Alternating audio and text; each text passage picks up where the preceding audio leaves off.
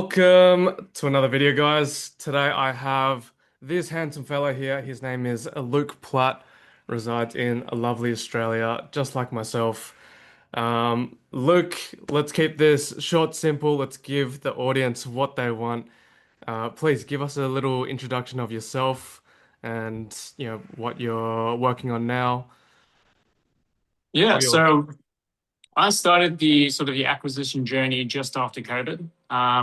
Before that, I was doing e-commerce and I sort of started watching during COVID Dan Penner videos. And it sort of got me thinking that the opportunity and the inspiration of building sort of a brick and mortar business and doing something I thought at that time was extremely difficult and fulfilling. That's the reason why I went down this model. I thought this is probably the hardest thing I could ever think of doing. The way he sort of spoke about it and sold it, the greatest opportunity, which it is, right? If you do it, it is honestly the greatest opportunity.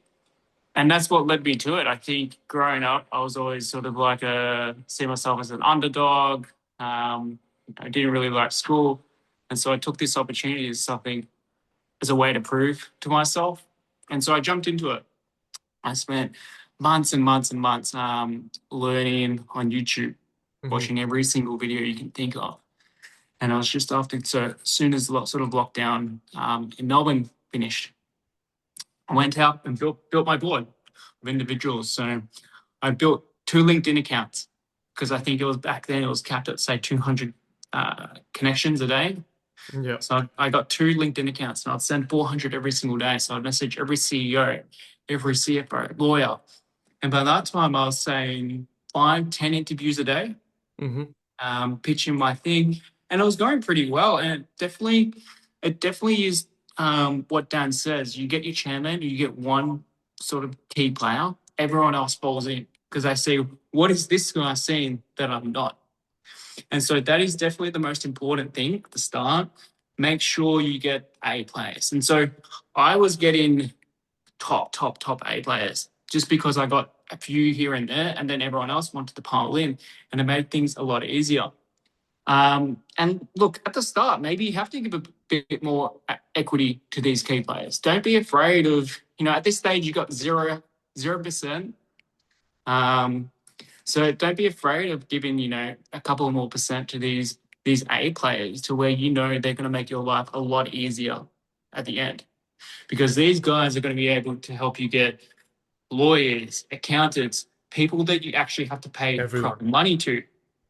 And so it pays off in the end because if you're able to get a solid lawyer to work for free because he sees your dream team as freaking the best thing he's ever seen, that is worth it.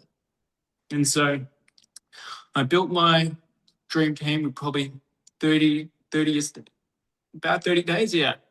And then from there, I went on to the next stage, which was pitching banks or accounting firms and law firms. So I did both at the same time.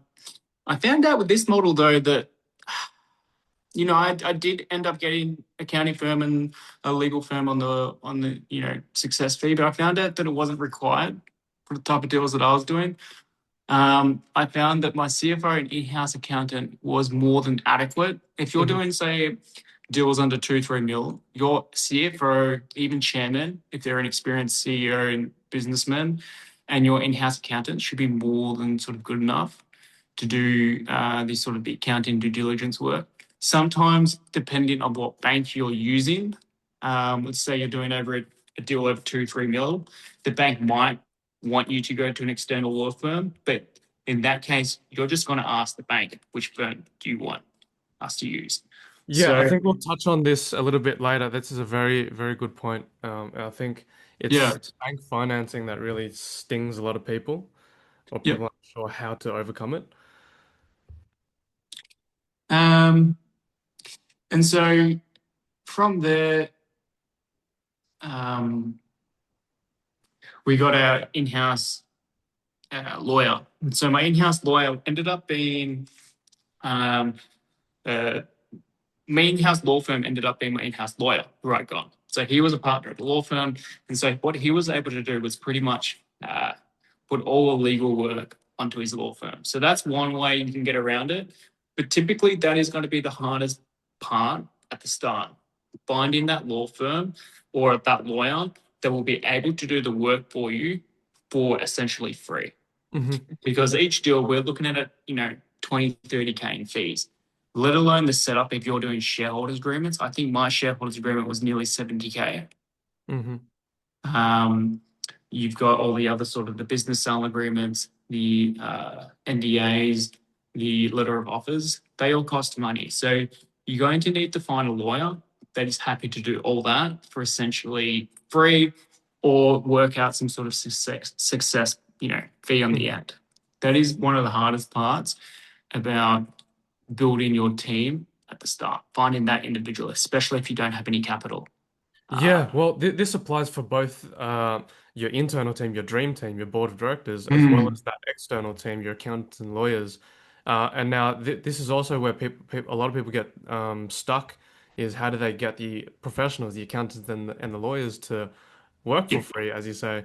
And you've actually painted a couple of different approaches that I definitely agree with, and I used elements of what you just said for myself.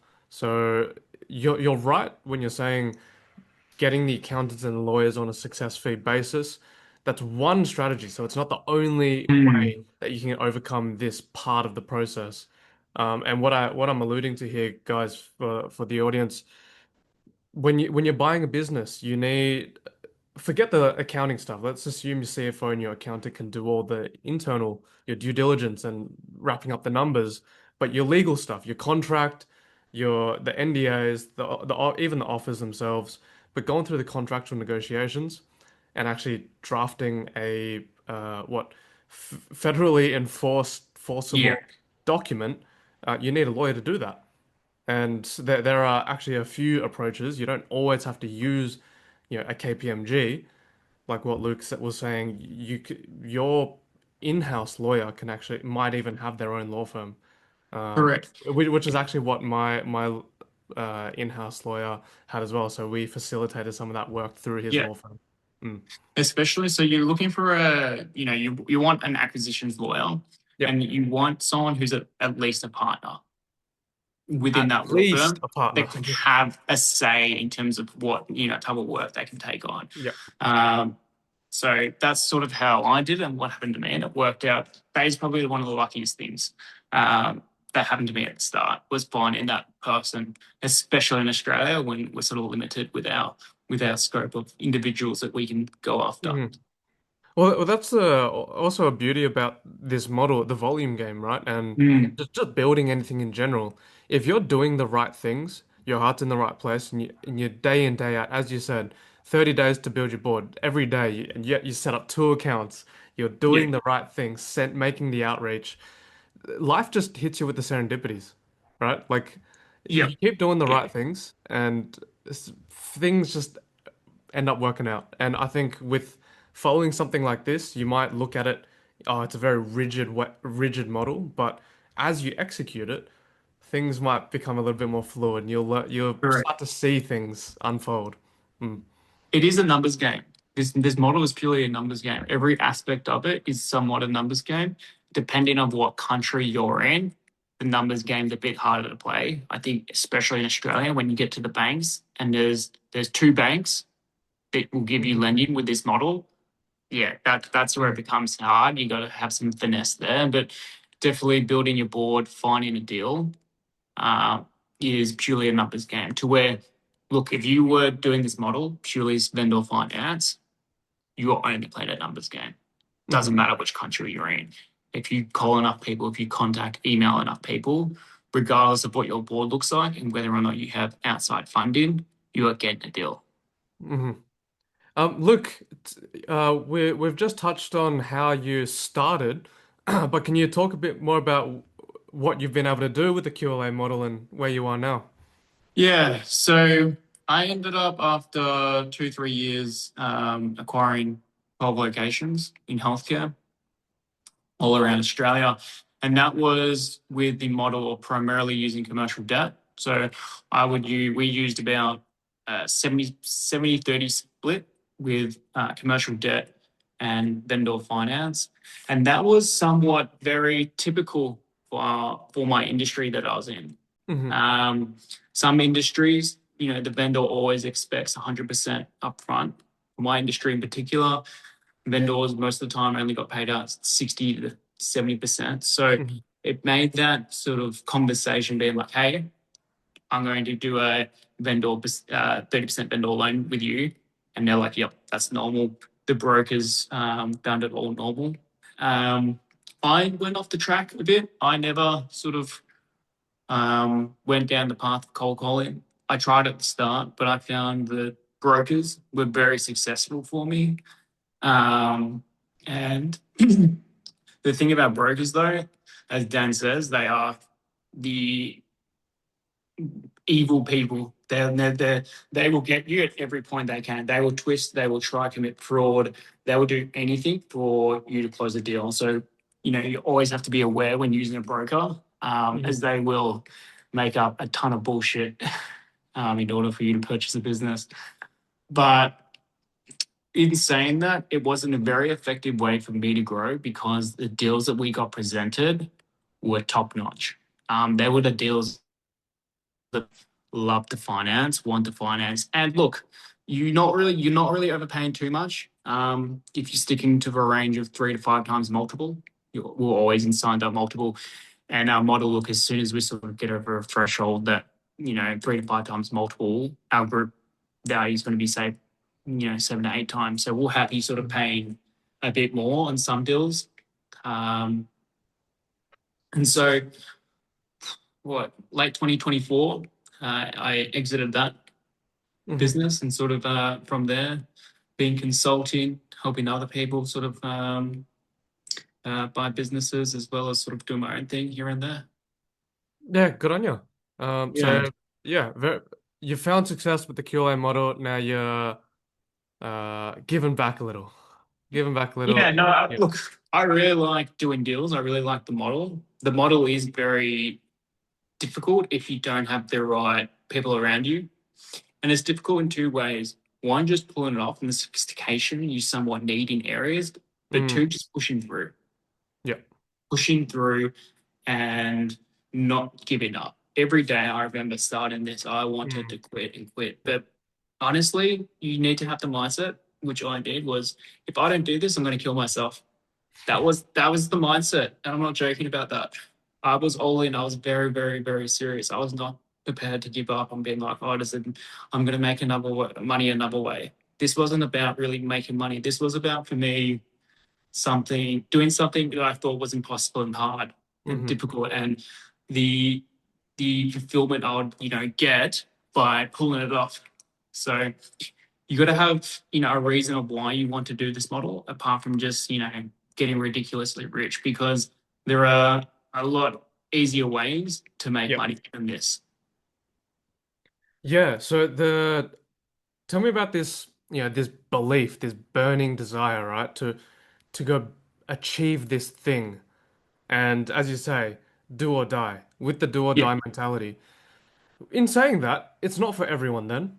Mm. And but for the people who think this is the way they want to go, how do you think they can tap into that or find that fire? Where does it come from, do you think? You can artificially create desire.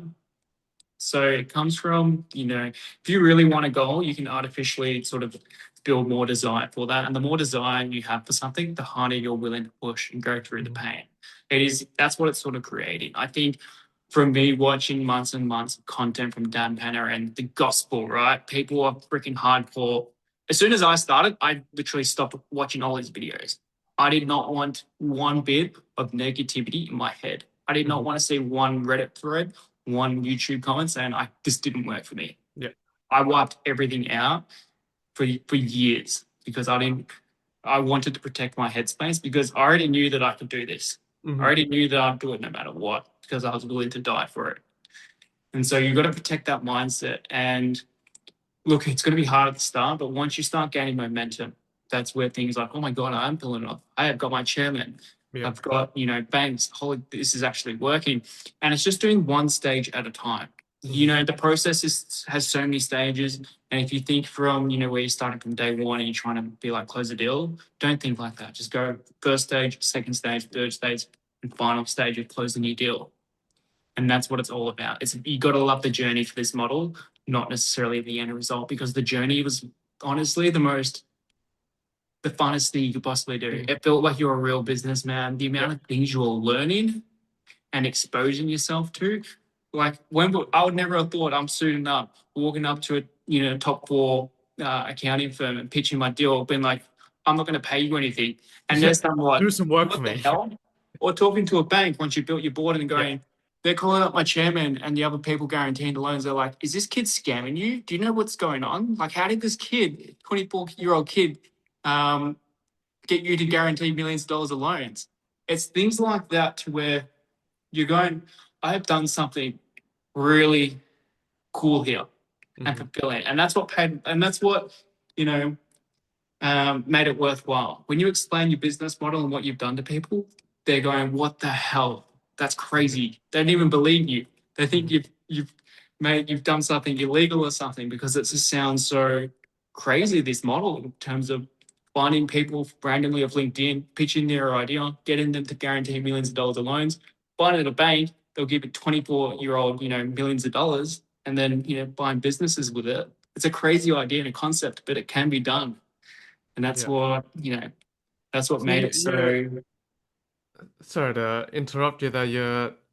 I was just gonna say, so you started off, you mentioned some doubts, some Mm, fears, you didn't want to do it, but you actually engineer your environment, your mindset yeah, to yeah, just push through that first bit of no results, nothing's coming my way, and just pushing through that. And you mentioned as you start getting momentum, you start getting that chairman, start building that yeah, board, closing, getting the bankers, and you start finding sellers, start signing offers, and then you really start to believe in yourself, not the model.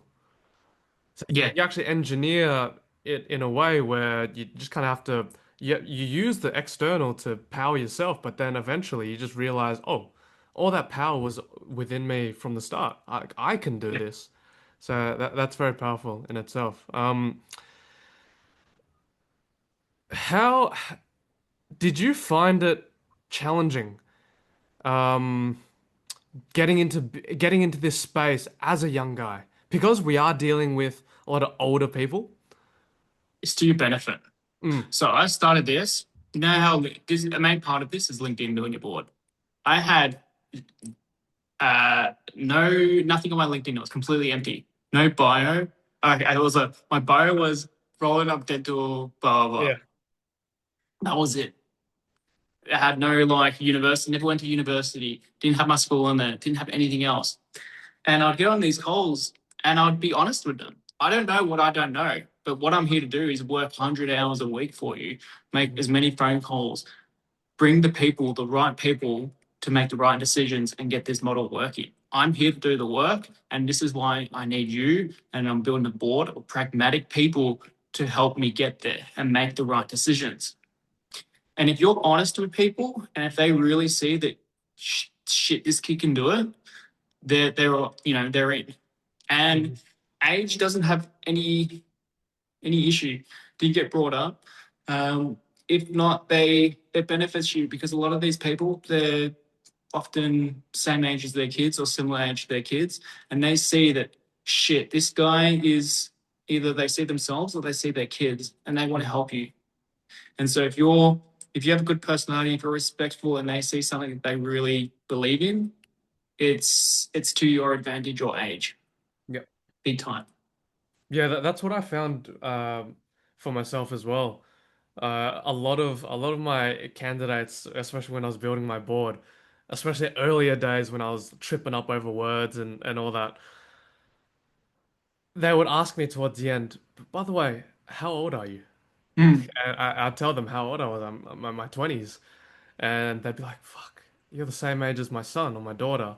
And you could kind of see the thought process in their head. They're like, "My son or my kid is at uni, fucking Yep. around, right? Like they're working at Woolworths or some shit, like doing some shit job, and they're going out on the weekends, and then fuck, I'm talking to this kid who's trying to recruit me to join his company and his team, and Yeah, trying to build all this and do all these things.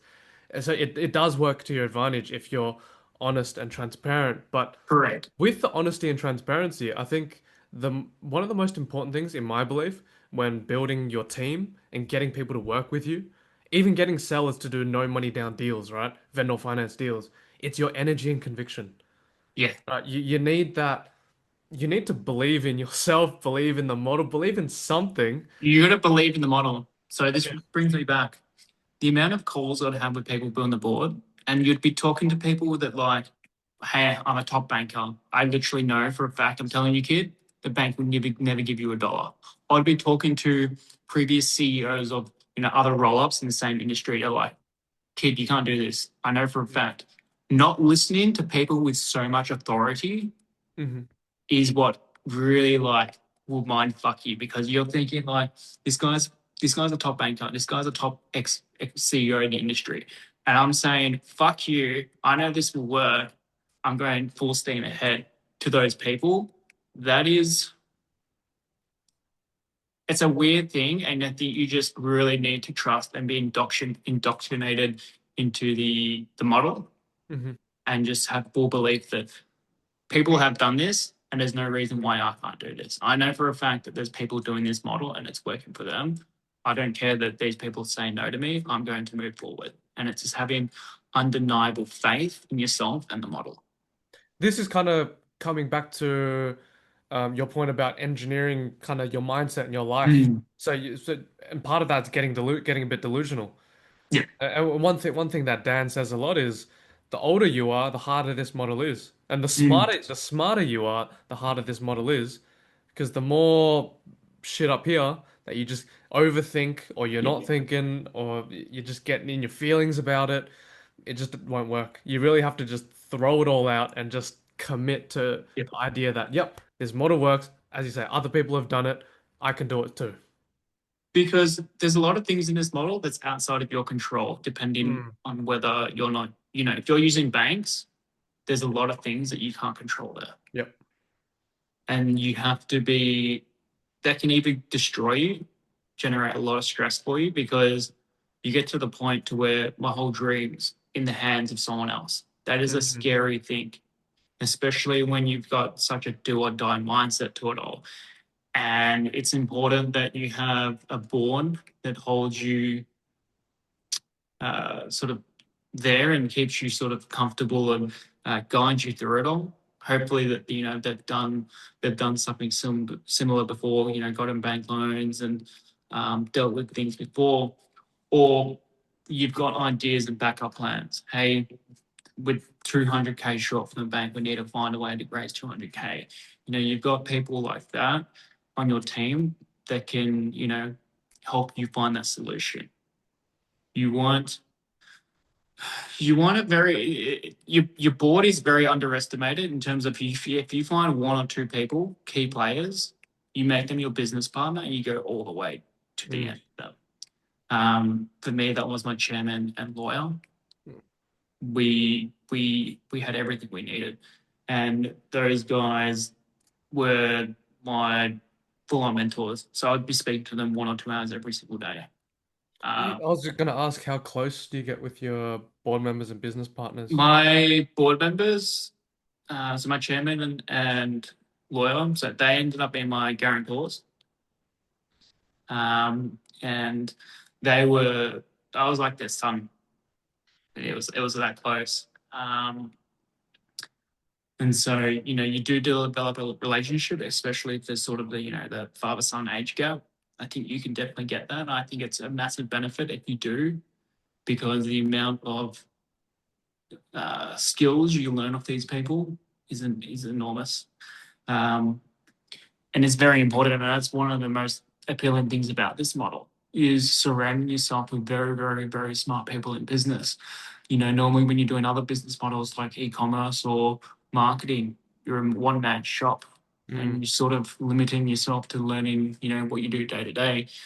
This was an experience to where, you can learn everything that a CFO does, everything that a global billion-dollar CEO does, the Mm. top acquisition lawyer in the country does.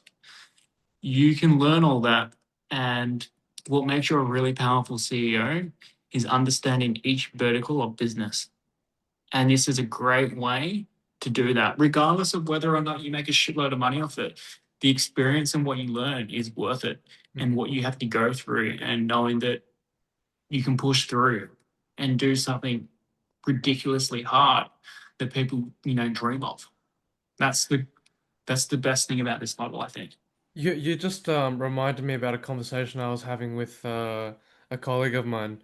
There are lots of gurus and coaches out there in the acquisition space, and there are some offers out there that are, we'll do a deal for you, right? Mm, So it's like you pay us whatever it is, 10, 20, 30K.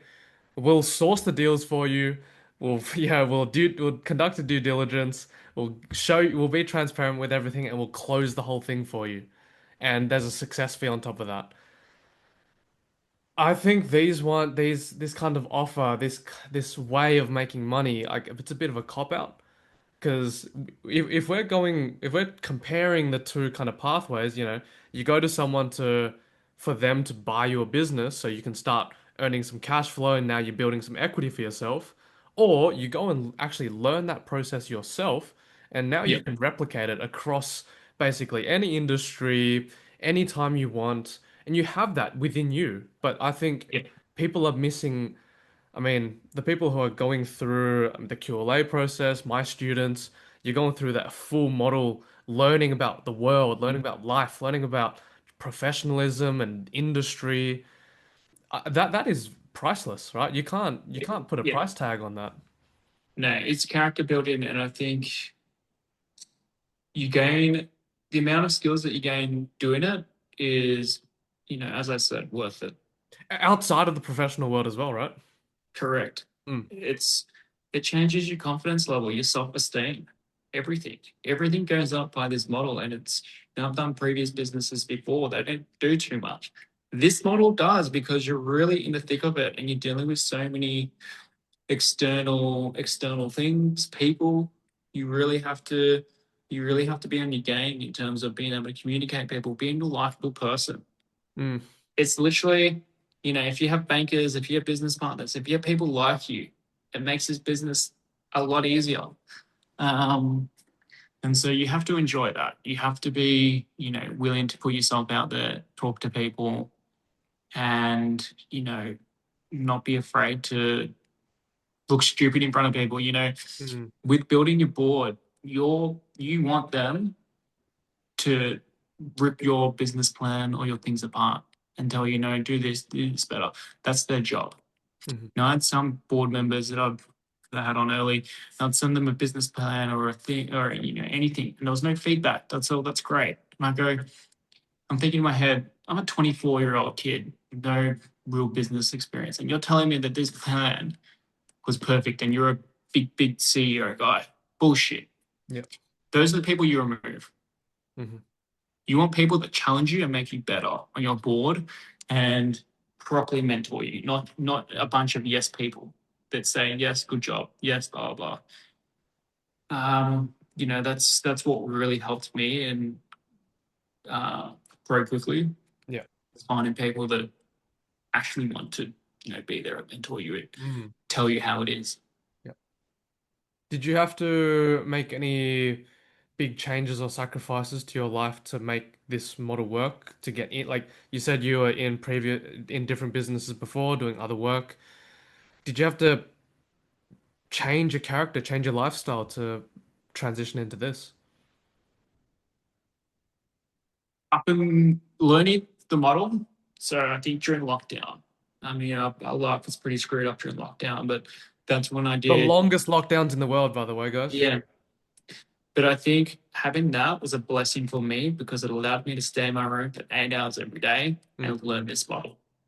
And I think coming out of it, I was so in such a headspace to where mm, it allowed me to just have a big sprint for about, 3 6 months, just eyes purely on the ball. mm, And that's what made a big difference. Uh, The pressure does come off, once you close your first two deals, but you're always hungry. Mm, You never really get rid of that feeling or feel contempt. Um, you do want capital in your bank account before you start though. And it's not to use on the business, it's for your own savings.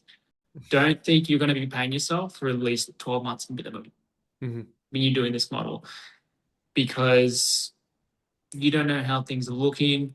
Once you make an acquisition even, you to make your second one or third one, the bank need to see financials that are solid and they're continuing to grow. If you've acquired a practice and then you're paying yourself a shitload of money, the bank ain't going to like that.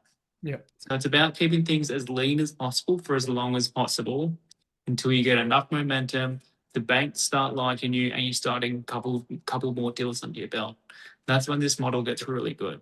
But until Mhm, then, it is somewhat a survival play. Live mhm, as minimal as you can. It does require, in my opinion, your full amount of time. This isn't like you know a side hustle. This is your main gig. If you really want to pull this off, you work 12 months straight, you save up every single dollar, and then you start it.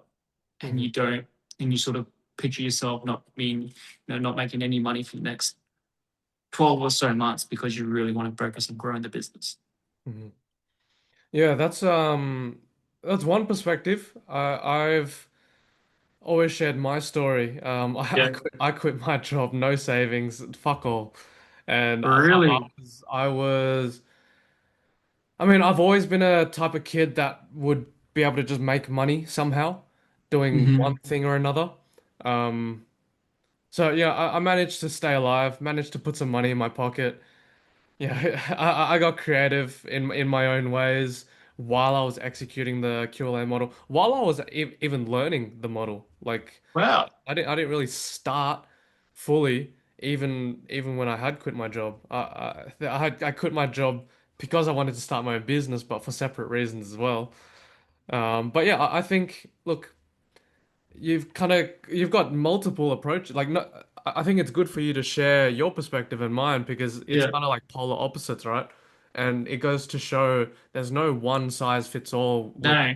starting a business or getting into this. It's really up to you.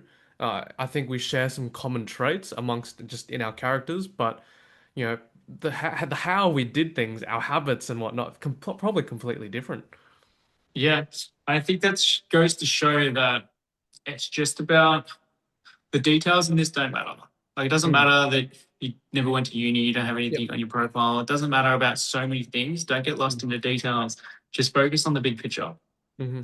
Just focus on the main elements of each stage, and that's what's going to matter here. Mm. And I like what you said at the start. You just focus on the next steps.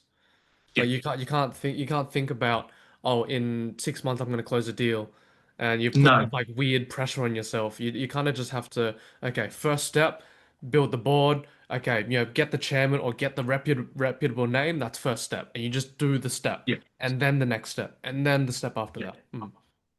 Yeah. But each phase has its difficulties, and you think that, oh my god, this is way harder than the last stage, and it keeps happening over and over. But it's like a video game. Once you beat the boss, and you know the mechanics. The next time you do it, it's way easier. That's exactly how this model is. Me and Until the you could next build a boss. Yeah. Yeah, me and you could go back and build a board within 2 weeks. At Hmm. the start, when we first did that, we thought, "Fuck no, this is difficult. Got to push through it." But it's just pushing through and knowing that you can get to the other side cleanly. Hmm. Can you talk to us about the bank financing side of things? Yeah, So sure. you outlined this 70/30. Could you just give a outline of Yeah, maybe how you came to that like how you came to that structure? Yeah, who helped you with the financial side of things? yeah. Just tell us a bit more about that. So we'll talk about this not just in Australia but in general. Yeah. So banks want to see ideally skin in the game, and Hmm. so that's where most banks will start to look if you can we'll put in 70% if you can put in 30%. Never use the word vendor finance though. They don't like they don't count that necessarily as skin in the game. So what we did to get around that is that we had the vendor at the last second before the deal closed, we're like, hey, we're going to swap how the vendor finance is structured. Can you loan the money to the directors? And then what the directors are going to do is loan the money to the company. So it looks like to the banks that the company is putting 30% of their own money, but in reality, it's still vendor finance. Hmm. So that helped massively in terms of um, getting away with sort of showing the banks that, hey, we're always putting money into deals. The bank, look, as long as their parameters are sort of matched, they're somewhat okay. At the start, though, every bank's going to say yes to you. Hmm. Every bank's going to be like, yeah, we like this detail.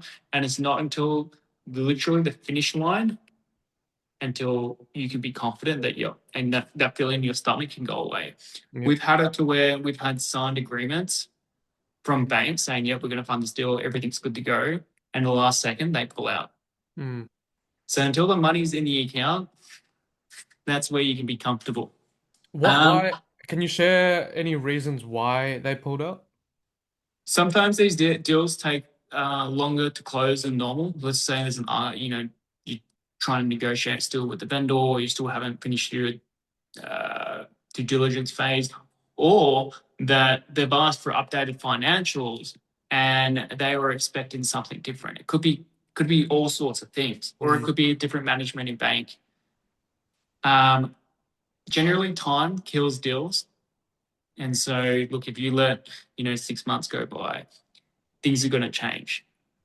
And so there's all sorts of, we've had deals to where, the vendors killed the deal, like Mm. literally on signing.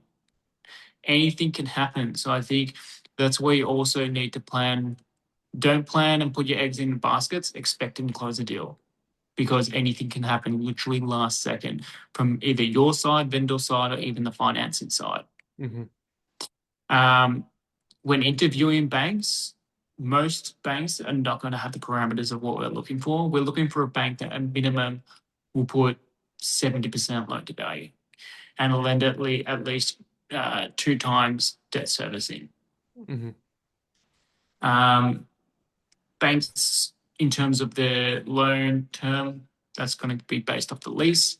So when you're looking at deals, you also want to make sure that there is at least a 10-year lease minimum because you're trying to get a 7-year principal and interest loan. Yeah. So depending on sort of what bank you're dealing with, it's going to be different, but it does require somewhat finesse, and this is where you want to use your board and their credibility. At the start, have them come to the meetings, Yeah. have them build the credibility, and make sure you're talking to the right person at the bank. Sometimes at the start, they're just going to stick you with a young junior who's not going to have any sway when a deal goes to the risk team. The risk team makes all the most of the decisions here. So they're not Mm. going to be influenced if they're, being passed deal over by some junior. So make sure you're talking to the right person. If your board has a contact with inside the bank already, use that contact. That's going to be massive in terms of, having you speak to the right people. That's how we closed our first deal with one of the banks in Australia. We had an in through one of the directors with the managing director of the bank, and that made a massive sort of way in for us to speak to the right bankers at the right time and sort of give us instant credibility. So, Mm. that often helps. Um, Just to stop you there for a sec, Luke. I was speaking with the head of healthcare at one of the major banks here in Australia, the former head of healthcare. And one thing I can quote, from his lips to my ears, 80-90% of the bankers don't know what to do with a vendor finance deal or with a vendor finance portion of a deal. They don't know how to classify it, they don't know how to work around it, they don't know how to present it to credit. They're not trained to assess the deal. Never So say it. It kills a deal. Never yeah, say but vendor finance. never say vendor finance, but even if you say seller's equity or even if you say, your own injection, if they have an inkling or they have an understanding that there's a vendor finance component, a lot of bankers just don't know what to do. And Yep. and the head of health, he said they do deals with vendor finance portions. That's fine. It's just that a lot of bankers don't know how to do it or aren't confident to say yes, we'll do it. Yeah. It's one of those things to where some banks will be like, some banks won't ask you because I don't want to Yep. know. Most of the Yep. time, that's going to be the case. They're not going to ask the details of being like, let's just say you wrap it around you to where you get the loan, the money loan to the directors to the company. The bank's not going to want to know whether or not where that money came from, Mm. how the directors got an extra 30%. They're probably expecting because they've seen the balance sheet of these directors. They're probably it's likely they're worth a couple of mil already. They're not going to ask questions, but if they do, just you can always be honest. Um, and depending on how honest you want to be in terms of, yep, director's got a loan from somewhere else, bank doesn't necessarily need to know who that Mm. loan was. So it's putting things that sort of benefit you. A lot of the time, the bank will ask you, don't sort of, if they want to know things, um, you don't need to air out all your dirty laundry in a way. Yeah, so sometimes they're actually just asking questions to tick off the fact that they asked the question. Correct. That's the thing. They're hinting at you saying, don't give me the full details, so I can tick a box. That's often the case here. Because the banker is desperate to get deals off as they can, Yep. the right deals, that is. So that goes into saying, if you're using a bank, you obviously need to then have people on your board or yourself being able to guarantee the loans. That is a massive thing.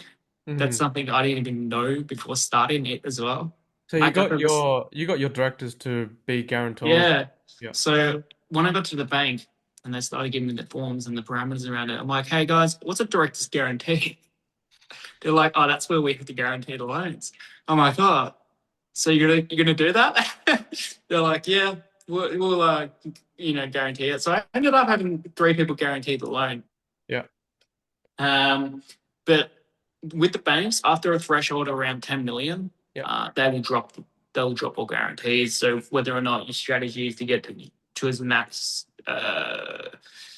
maximum debt as possible, can drop those guarantees, or play it safe. It's sort of up to you guys.